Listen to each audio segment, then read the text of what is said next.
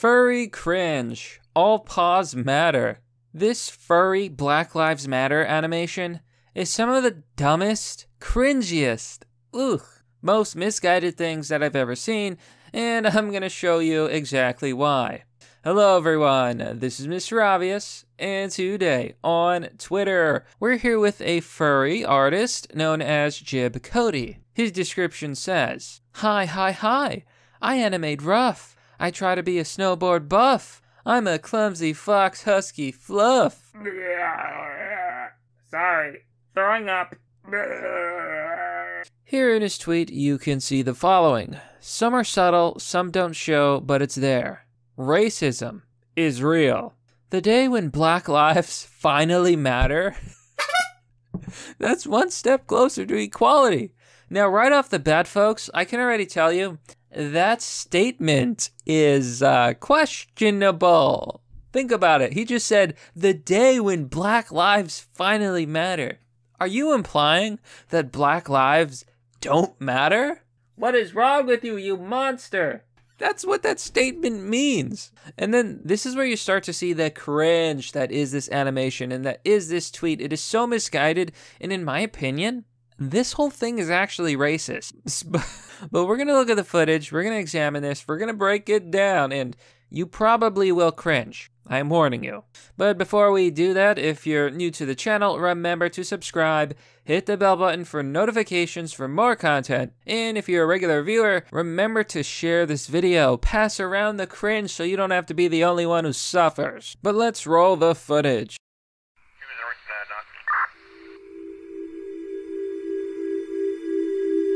So right off the bat, you see golden retrievers. Now, obviously, the golden retrievers are supposed to be white people, and the dark dog over there, I don't know what kind that is, what, a Doberman, something, is supposed to be black people.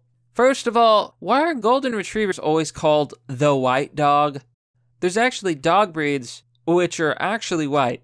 So why is the golden retriever considered white? You know, like a yellowish color, it's in the name? Makes you wonder. Makes you wonder if that the people who compare golden retrievers to white people are actually glorifying white people, because out of all the dogs, like, they could pick poodles, but instead they pick the majestic golden retriever, almost as if they see white people as these glorious golden things. Very interesting, isn't it? Let's continue.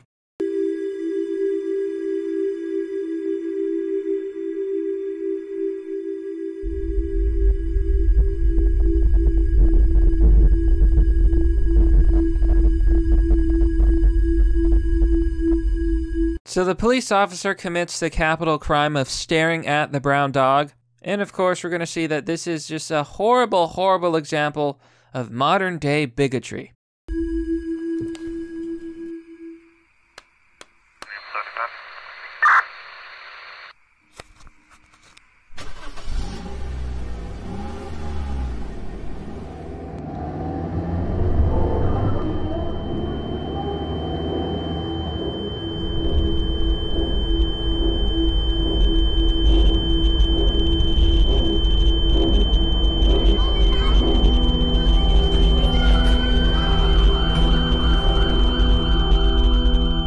And then, of course, the brown furry dog character, he has PTSD. You know, he didn't fight in a war. He didn't go to the battlefield. He hasn't really suffered in his life. No, he grew up in a majority golden retriever neighborhood, and it's been so oppressive, and it's so disparaging. This is silly, folks. Like, this entire animation is silly. First of all, these are dogs. Have you ever met a dog? They don't know what racism is. They just play, you know? Actually, a furry using dogs to represent race is actually a very, very, very, very bad idea. But we're gonna get into that. First, let's finish this thing. Oh God, it hurts.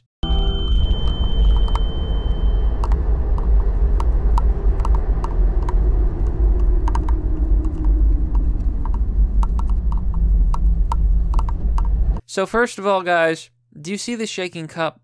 What do you think it's meant to represent?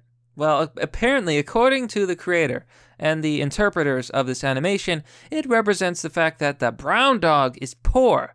he doesn't have money, so he cannot afford the soda, so instead he got a water. Implying that all black people are poor.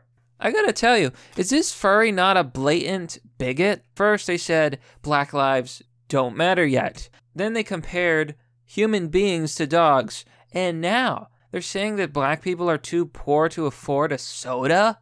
Really? If I was a black person and I saw this animation, I would be offended.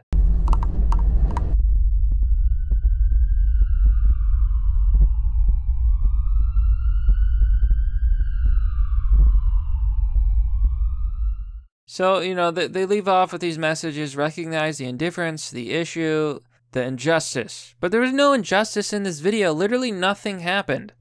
Literally nothing happened. Police officer asked for some ID, he looked at the brown dog, he left, and that was that. Literally that. Nothing actually happened. Look, if the brown dog is feeling bad because he was bullied one time as a child, big whoop. Lots of people got bullied as a child. What's your point here? There's literally none. I'm feeling some racial undertones in all this that aren't actually that progressive. For example, using dogs is one of the worst things you could possibly do. And I'm gonna tell you why.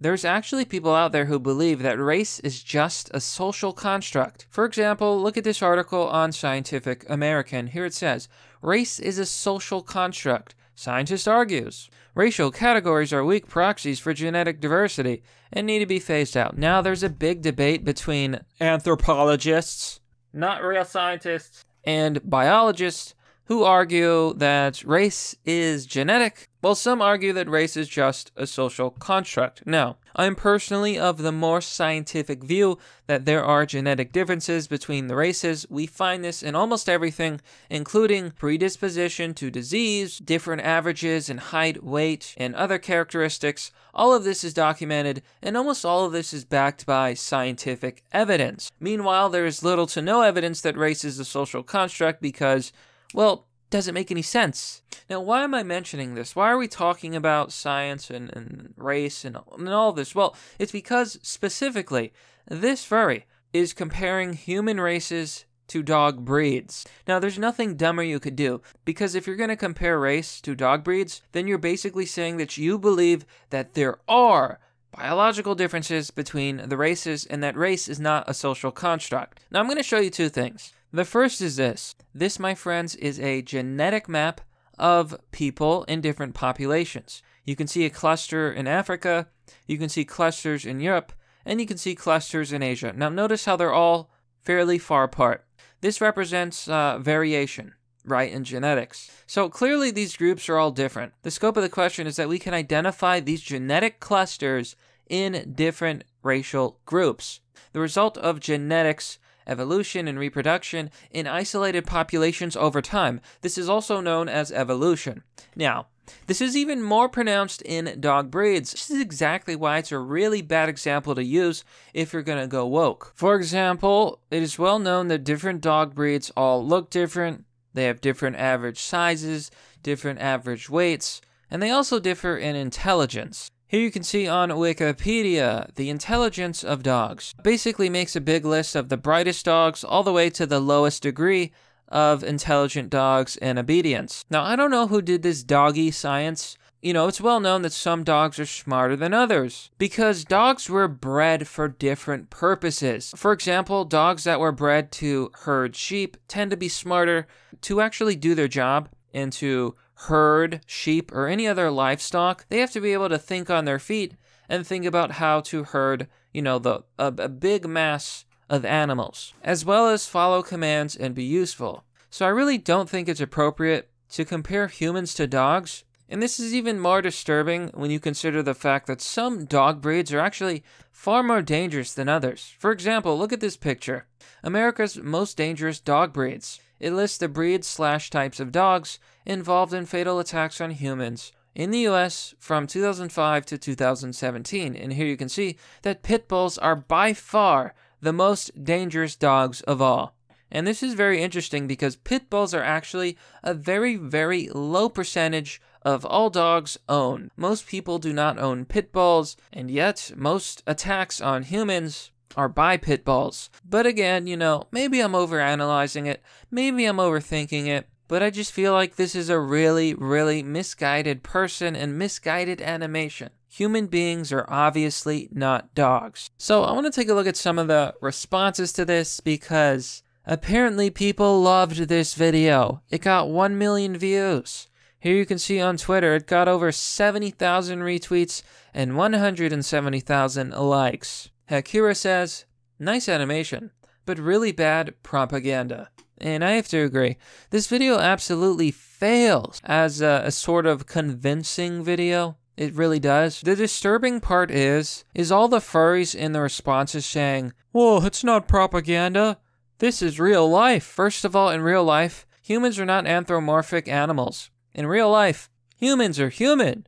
I know it's shocking, but this is how it is, folks. As much as I would love to have like a dragon dong, you know, as much as that would be great, and have wings and fangs, and burn down villages and sit on piles of gold, as much as I would love to do that, you know, that's not real life. What you really are dealing with here are people who are paranoid. They think the whole world is out to get them. You see, these people have a victimhood mentality. So when a cop stares at them, they think, oh my god, I'm being racially profiled. Whatever the furry equivalent is. Racially fur-priled? Huh? Was that good? No, that was really bad, man. Really bad. But of course, some people are vastly impressed with this. Thrashosaurus Rex says, this right here, subtle yet so profound. Bullshit. Bullshit. Derivative. That I love. I absolutely love. That's just the air conditioner. So true. I never thought of it like that. Oh, hello, This image literally means nothing. Like, it's completely meaningless. He's staring harder. Who knows what he's really thinking? Maybe in that moment he's thinking, oh, snap. I forgot to turn the oven off. I'd better get home. You don't know. You can't read minds. And that's the biggest problem with this oppression Olympics, with this victimhood mentality. It's that you don't know what other people are actually thinking. You're assuming that there's discrimination when there could not be. Maybe it's all in your head. Maybe you're the one with the problem. And you know what? If you're going around assuming that all these golden retrievers are discriminating against you, maybe you're the one who's stereotyping others and being judgmental. But you know what, my friends? That's merely the obvious. Well, that's all for now, folks. What do you think about this story? It really is something else. But let me know what you think down below in the comment section. Now, as always, if you support the work I do, you can join me on Patreon or Subscribestar. If you want to donate, there's Donor Box and Bitcoin. Links are down below in the description. But if that's not your style, have you ever wanted to go on a holy crusade? Well, now you can, with the Deus Vult Knight t-shirt. A beautiful warrior stands upon the battlefield. There's also the Deus Vult sword design. A link down below. Anyhow, thanks for watching. I'll see you all next time.